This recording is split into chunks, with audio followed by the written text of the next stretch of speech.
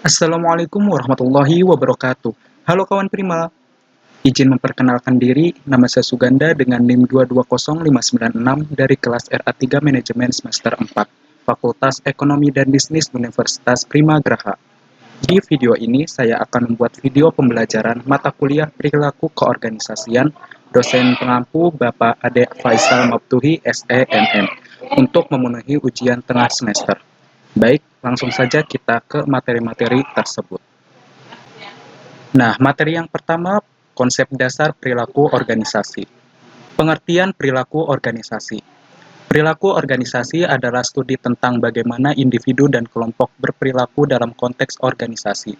Ini mencakup analisis tentang bagaimana karyawan berinteraksi satu sama lain, bagaimana mereka berkomunikasi, serta bagaimana mereka termotivasi dan dipengaruhi oleh lingkungan kerja mereka. Tujuan dari mempelajari perilaku organisasi adalah untuk memahami dan memprediksi perilaku manusia dalam organisasi guna meningkatkan efektivitas dan efisiensi kerja. Selanjutnya, sejarah singkat perilaku organisasi. Sejarah perilaku organisasi berakar dari berbagai disiplin ilmu, termasuk psikologi, sosiologi, dan manajemen. Pada awal abad ke-20, Frederick Taylor memperkenalkan prinsip-prinsip manajemen ilmiah yang fokus pada efisiensi kerja dan produktivitas individu. Pada periode yang sama, penelitian Hawthorne yang dilakukan oleh Elton Mayo dan rekan-rekannya pada tahun 1920-an dan 1930-an mengungkapkan pentingnya faktor sosial dan psikologis dalam lingkungan kerja, menunjukkan bahwa perhatian terhadap karyawan dapat meningkatkan produktivitas mereka. Selanjutnya, tujuan mempelajari perilaku organisasi. Tujuan utama mempelajari perilaku organisasi adalah untuk memahami dan memprediksi bagaimana individu dan kelompok bertindak dalam lingkungan kerja, serta untuk meningkatkan efektivitas organisasi. Dengan memahami faktor-faktor yang mempengaruhi perilaku karyawan, manajer dapat merangsang strategi yang meningkatkan produktivitas, efisiensi, dan kesejahteraan di tempat kerja. Misalnya, pemahaman tentang motivasi karyawan dapat membantu dalam menciptakan program penghargaan yang efektif, sementara wawasan tentang dinamika kelompok dapat meningkatkan kerjasama tim. Selanjutnya, batasan perilaku organisasi. Batasan perilaku organisasi terletak pada kompleksitas dan variabilitas perilaku manusia yang sulit untuk diprediksi dan dikendalikan secara akurat. Meskipun berbagai teori dan model telah dikembangkan untuk memahami perilaku individu dan kelompok dalam organisasi, penerapan praktisnya tidak selalu memberikan hasil yang konsisten. Faktor-faktor seperti perbedaan budaya, latar belakang pribadi, dan situasi spesifik dapat mempengaruhi efektivitas pendekatan yang diterapkan dalam konteks yang berbeda. Selanjutnya, tingkatan analisis perilaku organisasi. Tingkatan analisis perilaku organisasi terdiri dari 3 level utama, yaitu individu, kelompok, dan organisasi secara keseluruhan. Pada tingkat individu, analisis berfokus pada karakteristik pribadi karyawan seperti kepribadian, persepsi, motivasi, dan sikap. Studi ini bertujuan untuk memahami bagaimana faktor-faktor tersebut mempengaruhi kinerja, kepuasan kerja, dan perilaku individu di tempat kerja. Contoh kajian pada level ini termasuk teori motivasi seperti Maslow's Hierarchy of Needs dan Herzberg Two-Factor Theory. Materi yang kedua yaitu teori perilaku dan model perilaku organisasi. Yang pertama, definisi teori perilaku organisasi. Teori perilaku organisasi adalah kerangka konseptual yang digunakan untuk memahami, menjelaskan, dan memprediksi perilaku individu dan kelompok dalam konteks organisasi. Teori ini mencakup berbagai konsep dan model yang menjelaskan bagaimana faktor-faktor internal seperti motivasi, kepuasan kerja, dan kepemimpinan, serta faktor-faktor eksternal seperti budaya organisasi dan lingkungan kerja mempengaruhi perilaku karyawan. Tujuan dari teori ini adalah untuk memberikan wawasan yang dapat diterapkan untuk meningkatkan efektivitas dan efisiensi organisasi melalui manajemen yang lebih baik dari sumber daya manusia. Selanjutnya, landasan teori perilaku organisasi. Landasan teori perilaku organisasi didasarkan pada berbagai disiplin ilmu seperti psikologi, sosiologi, antropologi, dan manajemen. Psikologi memberikan pemahaman tentang perilaku individu, termasuk motivasi, emosi, kepribadian, dan persepsi. Kontribusi sosiologi membantu memahami dinamika kelompok, struktur sosial, dan hubungan antara individu dalam konteks organisasi. Antropologi menawarkan wawasan tentang budaya dan nilai-nilai yang mempengaruhi perilaku di tempat kerja. Sementara manajemen berfokus pada strategi dan praktik untuk mengarahkan dan mengkoordinasikan aktivitas organisasi. Selanjutnya, faktor-faktor yang mempengaruhi perilaku organisasi. Faktor-faktor yang mempengaruhi perilaku organisasi mencakup berbagai elemen yang dapat dibagi menjadi faktor individu, kelompok, dan organisasi. Faktor individu meliputi kepribadian, sikap, persepsi, motivasi, dan nilai-nilai pribadi. Misalnya, individu dengan kepribadian ekstrovert mungkin lebih cenderung terlibat dalam interaksi sosial yang positif di tempat kerja. Sementara motivasi intrinsik dan ekstrinsik dapat mempengaruhi seberapa giat seseorang bekerja dan mencapai tujuan organisasi. Sikap positif terhadap pekerjaan dan organisasi juga berkontribusi pada kinerja dan kepuasan kerja yang lebih tinggi. Selanjutnya, definisi model perilaku organisasi. Model perilaku organisasi adalah representasi teoritis yang digunakan untuk memahami, menjelaskan, dan memprediksi perilaku individu dan kelompok dalam konteks organisasi. Model ini menyederhanakan kenyataan kompleks dengan mengidentifikasi elemen-elemen kunci dan hubungan antar elemen tersebut, sehingga memudahkan analisis dan penerapan praktik manajerial.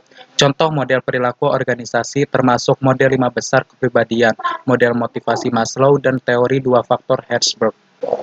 Selanjutnya, jenis-jenis model perilaku organisasi.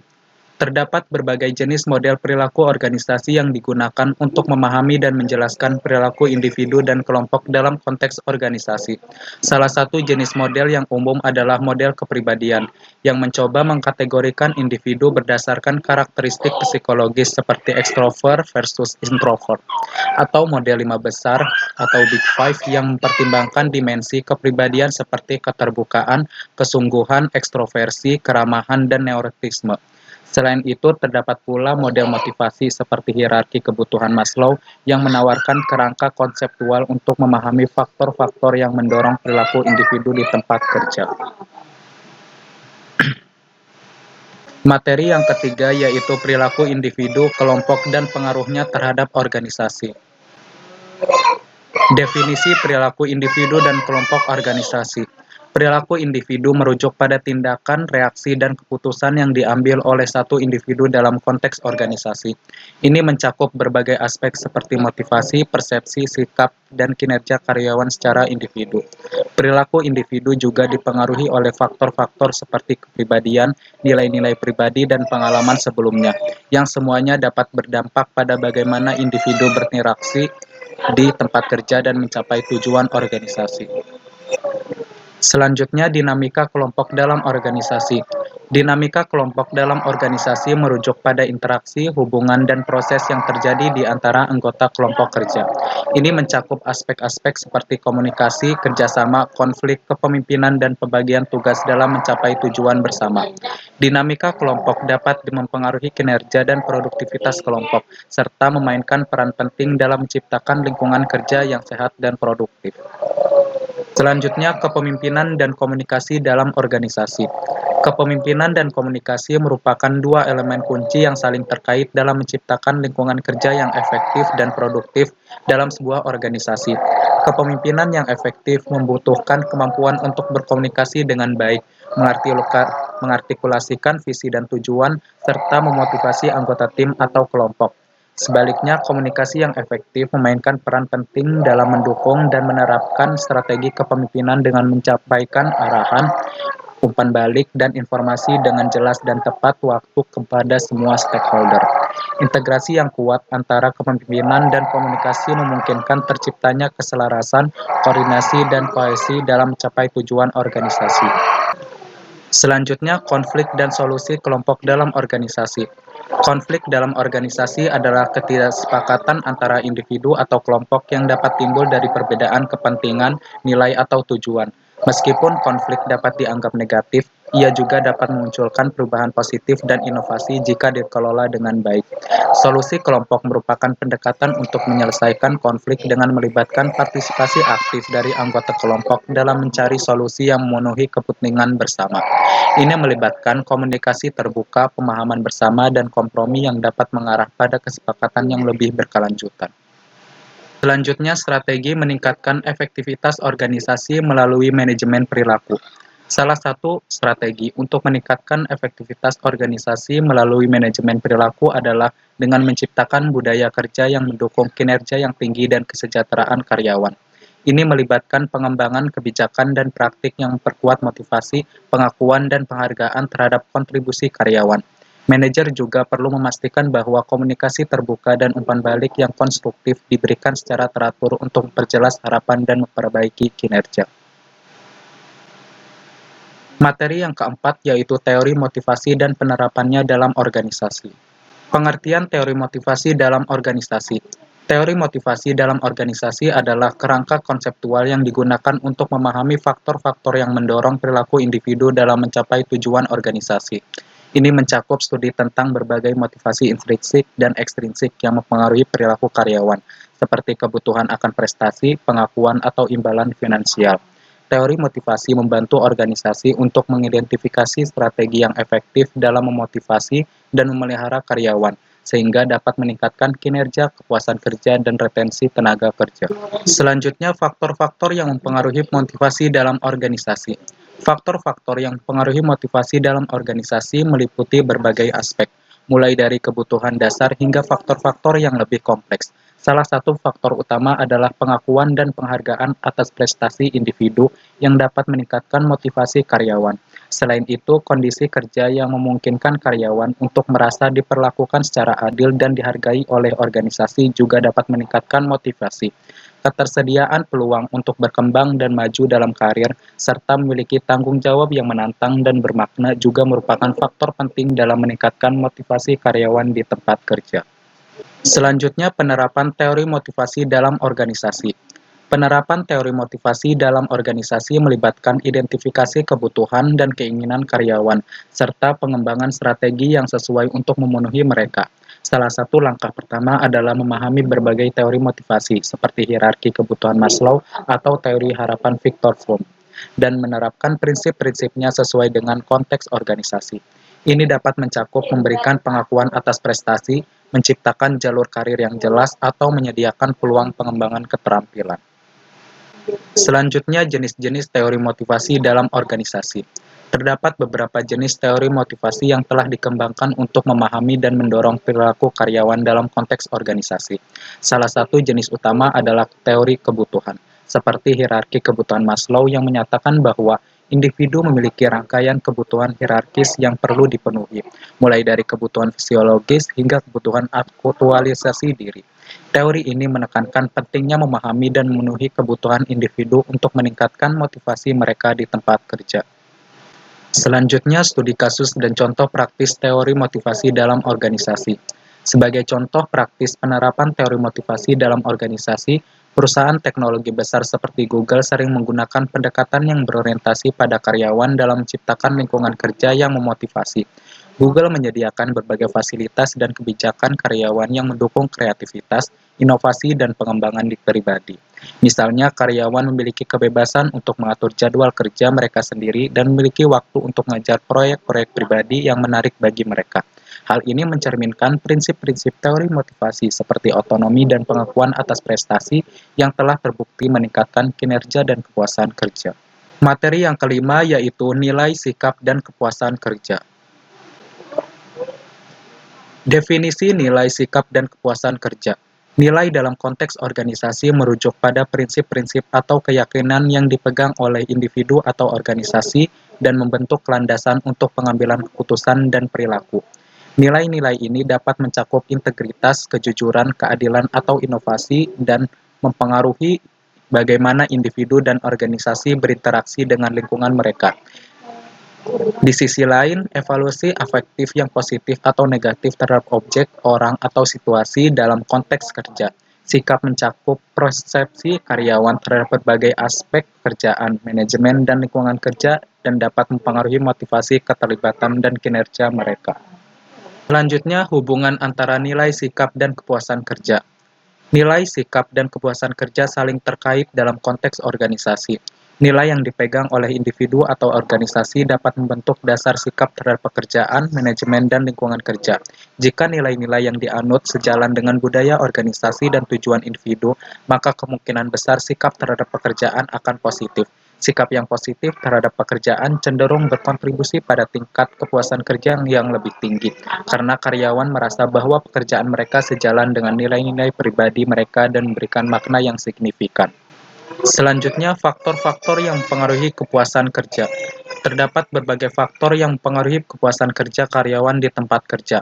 Salah satu faktor utama adalah lingkungan kerja yang positif, termasuk hubungan yang baik dengan rekan kerja dan manajemen, serta budaya perusahaan yang mendukung kolaborasi, penghargaan, dan pengembangan pribadi.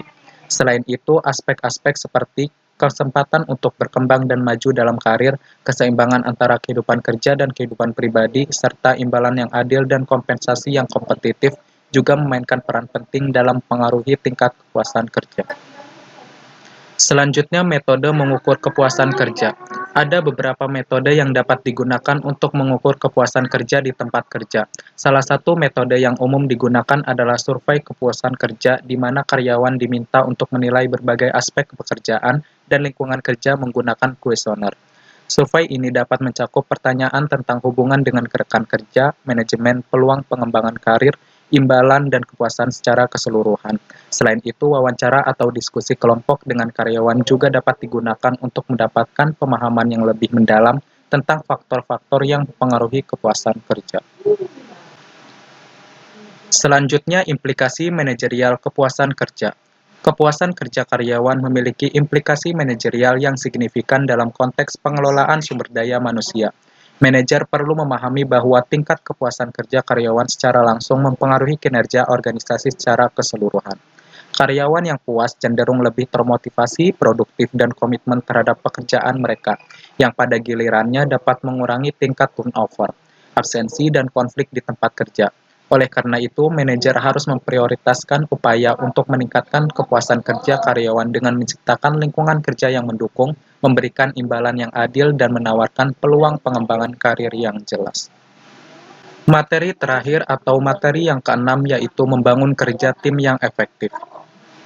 Pembentukan tim dan dinamika kerja tim. Pembentukan tim adalah proses penggabungan individu-individu dengan latar belakang, keahlian, dan kepribadian yang berbeda untuk mencapai tujuan bersama. Langkah awal dalam pembentukan tim adalah pembagian peran dan tanggung jawab yang jelas kepada anggota tim, serta pengaturan tujuan yang spesifik dan terukur. Selanjutnya, dinamika kerja tim menjadi kunci dalam mengoptimalkan kinerja tim. Ini melibatkan komunikasi terbuka, kerjasama, dan saling percaya di antara anggota tim, serta pemecahan konflik yang efektif dan penyebaran informasi yang tepat waktu. Selanjutnya, peran dan tanggung jawab kerja tim. Dalam sebuah tim, setiap anggota memiliki peran dan tanggung jawab yang berkontribusi pada mencapai tujuan bersama. Peran dalam tim mengacu pada tugas dan fungsi khusus yang dijalankan oleh setiap anggota berdasarkan keahlian, pengalaman, dan minat mereka. Tanggung jawab di sisi lain mencakup kewajiban individu terhadap tim dan pencapaian tujuan, termasuk menyelesaikan tugas dengan tepat waktu, berkontribusi dalam pengambilan keputusan, dan mendukung anggota lainnya. Selanjutnya, komunikasi yang efektif dalam kerja tim. Komunikasi yang efektif merupakan fondasi dari kerja tim yang sukses. Dalam konteks kerja tim, komunikasi yang efektif melibatkan pertukaran ide, informasi, dan umpan balik secara terbuka dan jelas antara anggota tim. Ini memungkinkan anggota tim untuk memahami tugas mereka dengan baik, mengatasi hambatan, dan mengambil keputusan yang tepat bersama-sama. Selanjutnya, kepercayaan dan kolaborasi kerja tim. Kepercayaan dan kolaborasi merupakan dua elemen kunci dalam dinamika kerja tim yang sukses. Kepercayaan memainkan peran penting dalam membangun hubungan yang kuat antar anggota tim, di mana setiap anggota merasa yakin bahwa yang lainnya akan memenuhi kewajiban mereka, menjaga rahasia, dan mendukung satu sama lain. Ketika kepercayaan ditanamkan dalam tim, komunikasi menjadi lebih terbuka, konflik dapat diselesaikan dengan lebih baik, dan kerjasama menjadi lebih lancar. Selanjutnya, pengelolaan konflik dalam kerja tim. Pengelolaan konflik dalam kerja tim melibatkan serangkaian tindakan untuk mengidentifikasi, mengatasi, dan memecahkan konflik yang muncul di antara anggota tim. Langkah awal adalah dengan memahami sumber konflik, baik itu perbedaan pendapat, kepentingan, atau gaya kerja. Selanjutnya, penting untuk menciptakan lingkungan yang mendukung dialog terbuka dan penghargaan atas perbedaan pendapat. Ini memungkinkan anggota tim untuk berkomunikasi secara efektif, mendengarkan perspektif satu sama lain, dan mencari solusi yang menguntungkan semua pihak. Nah, yang terakhir kesimpulan dari materi-materi tersebut. Nah, materi-materi ini membahas berbagai aspek penting dalam perilaku organisasi, dimulai dengan konsep dasar yang menjelaskan bagaimana individu dan kelompok berperilaku dalam konteks organisasi. Teori perilaku dan model perilaku organisasi memberikan kerangka untuk memahami dinamika ini. Selanjutnya, perilaku individu dan kelompok diuraikan sebagai faktor yang signifikan dalam mempengaruhi kinerja organisasi. Teori motivasi dan penerapannya menjadi fokus untuk mendorong produktivitas dan kepuasan kerja yang erat kaitannya dengan nilai, sikap, dan kepuasan kerja karyawan. Akhirnya, materi ini menekankan pentingnya membangun kerja tim yang efektif untuk mencapai tujuan organisasi secara optimal. Terima kasih sudah menonton sampai selesai teman-teman. Semoga video pembelajaran ini bermanfaat untuk kalian semua. Thank you for watching and see you. Wassalamualaikum warahmatullahi wabarakatuh.